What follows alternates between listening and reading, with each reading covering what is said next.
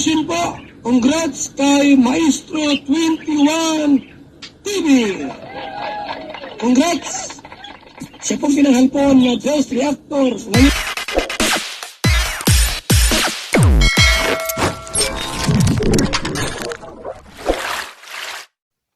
Okay, mga kalingap, isang mapagpalang umaga, tanghali, gabi po sa inyong lahat. Sana po ang lahat ay nasa mabuting kalagayan at ligtas po sa anumang kapahamakan. Sana po kayo dako ng mundo naroroon.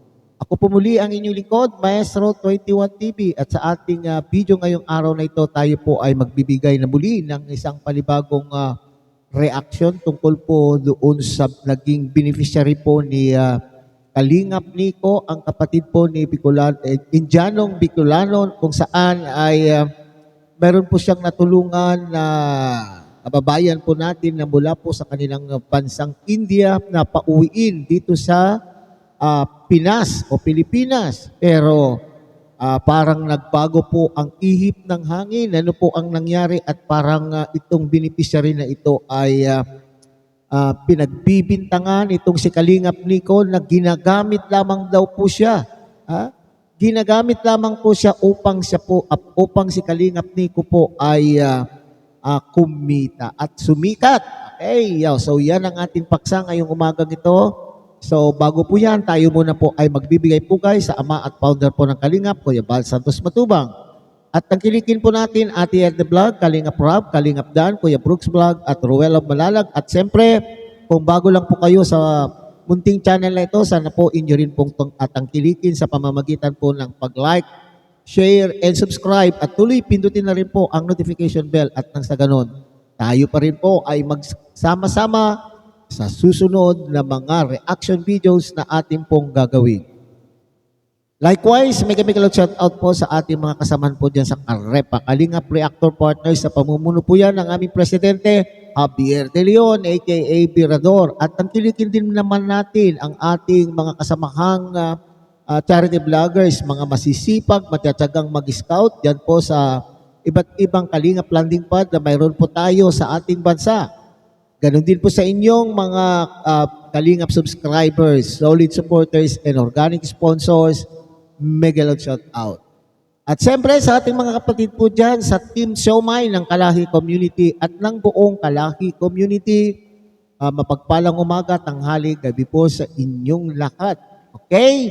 So bago po natin ipagpapatuloy mga kalingap ang ating pagbibigay po ng komento, kuro-kuro, opinion at reaksyon tungkol po sa nasabing paksa, tunghayan muna natin po ang maikling video clip po na aking kinuha po doon sa live po ni Kalingap Nico at tuloy nandun na rin po. Intindihin po natin mga Kalingap ang mensahe o komento. Hindi komento or sagot, reply doon sa naging private message po ni Kalingap Nico doon sa napauwi po niyang kababayan po natin dito sa Pilipinas at siya po ay bakit ganun na lamang po ang kanya pong sinagot. Okay? So tunghayan muna natin mga Kalingap. Ready na ba kayo? Sabi nga si Ate Rowena, parang siraan na naman po katao ko. Magamit ka parang lang kumita. Sinom galing kayo magkapatid magamit ang neyo pangalan ng Kalingap. Nagsisi ako na lumapit sa iyo. Tapos galingan mo ang video saka alala. Mahirap lang yung basa yung pero yung tindihan ko. Tapos meron pa yung makita po kayo, okay lang po yun. Gulat ako pag may mga kibasa ko yung chat niya. Magulat talaga. Yung na maisip ko, mga live ako ito na yung para may siguro mga alam ko kayo, sana mamali ako, sanang Kasi yung una, yung suporta ko siya, para may uwi lang siya dito, para may sunod namang tuloy-tuloy na po tayo matulugan sa doon sa India, di ba? May asikaso po rin si Lawrence. Pero ayan si Lawrence, ibang ugali talaga. So yan mga kalinga pa, sa unang nagmensahe po itong si Kalingap Nico doon kay Rowena. Rowena po ang pangalan po ng beneficiary po ni Kalingap Nico. Kung saan parang kinukumusta.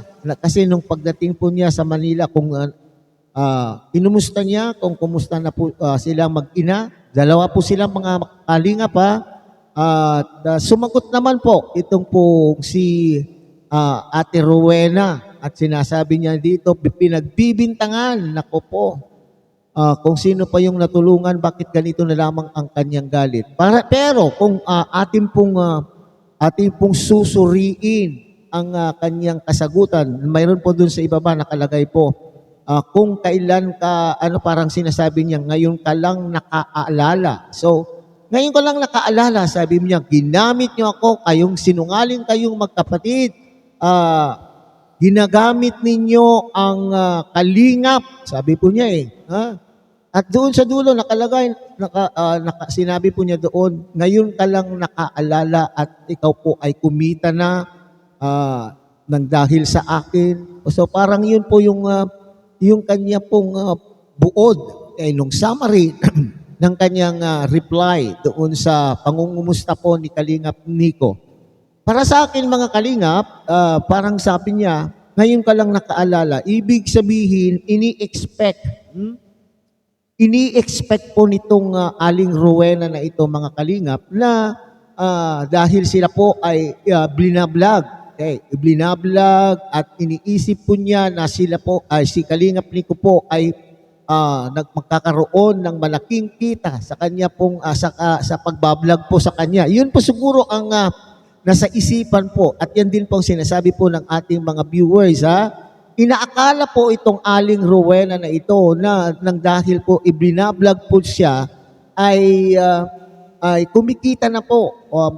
Mataas ang views po ni Kalingap Nico at kumikita dahil po dun sa video na siya po ang tampok. Okay? At sabi niya, ngayon ka lang naalala. So ini-expect po niya mga Kalingap na paminsan-minsan siguro ay kumustahin ang kanyang kalagayan at kung maaari ay tuloy-tuloy. Naku po, tuloy-tuloy po yung ayuda o tulong po sa kanila. Dahil, sabi niya siguro sa isipan po niya, kumikita ka naman sa akin ng ako ay iblinag mo. So, kinakailangan ay kumustahin mo ako at patuloy pa rin po yung pagbibigay mo. Parang kumbaga ay commission o porsyento. Porsyento doon sa nakukuha po ni Kalingap Nico doon sa kanyang sa vlog. Okay? So ano naman po ito, Aling Rowena? Isipin po ninyo na lamang po na kayo po ay natulungan. Dito kung ating maalala mga Kalingap na itong si Kalingap, yung asawa po ni Kalingap Nico ay nagsanla po ng mga alahas at nang sa ganon ay matulungan itong mag-inang ito na pauwiin dito sa Pilipinas. Okay. Alright, nandun na po tayo sa iniisip po ni Aling Rowena na itong mga, hindi lamang po si Kalingap Nico, pero madalas ko pong nababasa sa mga komento na sinasabi po ng ating mga viewers na ito daw pong mga charity vloggers ay ginagamit po ang kahirapan po ng ating kababayan upang sila rin po ay sumikat at tumita. Okay, nandun na po tayo sa puntong yon, di ba? Alam na natin yan po, naggagamitan, kumbaga, real talk. Ginamit po kayo ng charity vloggers upang sa ganon ay maitampok ang inyo pong mga kwento at nang sa ganon, ang dahilan po naman po doon at layunin upang sa ganon ay sila po ay makainganyo naman po ng ating mga kababayan na handang tumulong kung anuman tulong ang may bibigay po sa inyo ng dahil sa inyong kalagayan. Ngayon, hindi na natin titignan doon sa punto na itong charity vlogger na ito ay kumita. Sana lang po ay tignan naman po natin yung nagawa po ng charity vlogger sa inyo. Hindi po biro, mga kalingap. Hindi po biro ang gastusin na kayo po ay umuwi dito mula sa ibang bansa at umuwi dito sa Pilipinas. Natunghayan po naman natin sa vlog na sila po ay nagsanla. Gumawa po sila ng pamamaraan upang sa ganon ay kayo po ay matulungan. Anong klaseng mga tao naman po ito, mga kalingap? Pambihira. Ito na naman po yung isang kaso ng pambihira. Natulungan mo na lahat-lahat. Ito nga yung sinasabi na madalas natin naririnig. Pag ang isang tao ay natutulungan, ibinigay mo yung kanan kamay, pati po yung kaliwang kamay ay gusto rin pong kuhanin. Or baka naman po gusto ni Aling Rowena ang buong pagkatao po ni Kalingap Nico ay ibigay na po sa kanya at itutok ang pansin sa kanya. Para sa akin lang ito, mga kalingap, kasi sinasabi po niya doon, ngayon ka lang nakaalala, sinungaling kayong magkapatid, ginagamit po ninyo ang kalingap. So, ibig sabihin pala, kumita ka na sa akin. Ibig sabihin pala, ay dapat ay fina-follow up. Okay. Or kinukumusta parati po ang kalagayan po nila. At siyempre, nung umuwi po siguro dito si Aling Rowena sa Pilipinas ay walang pagkakakitaan. Kaya siguro ang naisip po niya, tuloy-tuloy yung ayuda. Huwag naman po tayo ganun, mga kalingap. Huwag naman po tayong maging abuso sa ating kapwa. Okay, ulitin natin, nandun na po tayo sa punto na kayo po ay nagamit. Pumayag naman po kayo. Isipin na lamang po yung tulong na naibigay po sa inyo. Huwag na po yung isipin na kung kumita man po si Kalingap Nico o hindi sa inyo. Okay?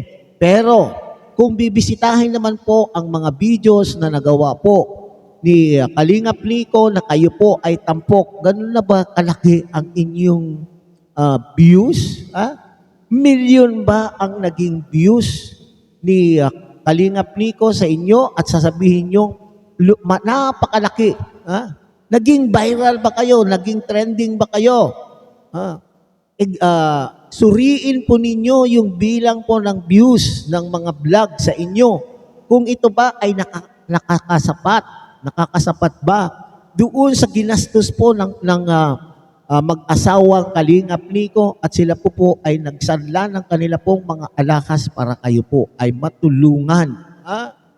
Ay, nako po, tayong mga Pilipino, magpasalamat nga kayo. Napauwi kayo dito sa Pinas at nakapiling po nyo muli ang inyo pong iba pang mga mahal sa buhay. Okay? Mahirap po, mga kalingap, ang mamuhay po sa ibang bansa na wala po sa ating paligid ang ating kamag-anakan o mga iba pang mahal natin sa buhay. Wala po tayong magiging karamay kung malayo po tayo sa bansang ating sinilangan. So ito po sana ay magsilbing aral naman po.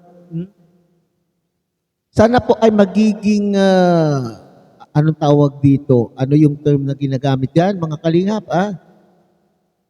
Maging grateful naman po tayo. Maging grateful po tayo sa nagawang tulong po ng ating kapwa sa atin. Naku po, pambihira tayo talaga. So maging aral po sana ito sa ating mga beneficiaries. Wag naman pong iasa. Okay. Ang magpasalamat po kayo, initially ay natulungan na kayo. Ngayon, nandito na kayo sa ating sariling bansa.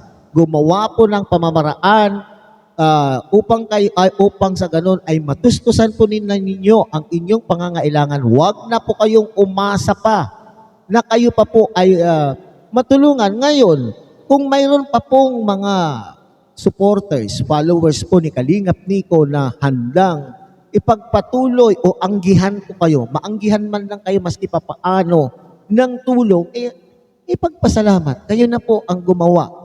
kayo na po ang magpuno kung ano po yung inyo pong pangangailangan. Yan ang ating punto diyan po mga Kalingap. So hanggang dito na lamang po tayo. Muli tangkilikin po natin Kuya Bal Santos Matubang, Ate Edna Vlog, Kalingap Rob, Kalingap Dan, Kuya Brooks Vlog at Ruel of Malalag. At siyempre pinapakiusapan po rin kayo ng inyo pong lingkod na sana po inyo rin pong tangkilikin ang munting channel na ito sa pamamagitan po ng pag-like, share, and subscribe at tuloy pindutin na rin po ang notification bell at nang sa ganun magsama-sama pa rin po tayo sa susunod na mga reaction videos na ating gagawin.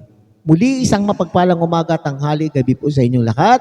Mabuhay po kayo at God bless everyone.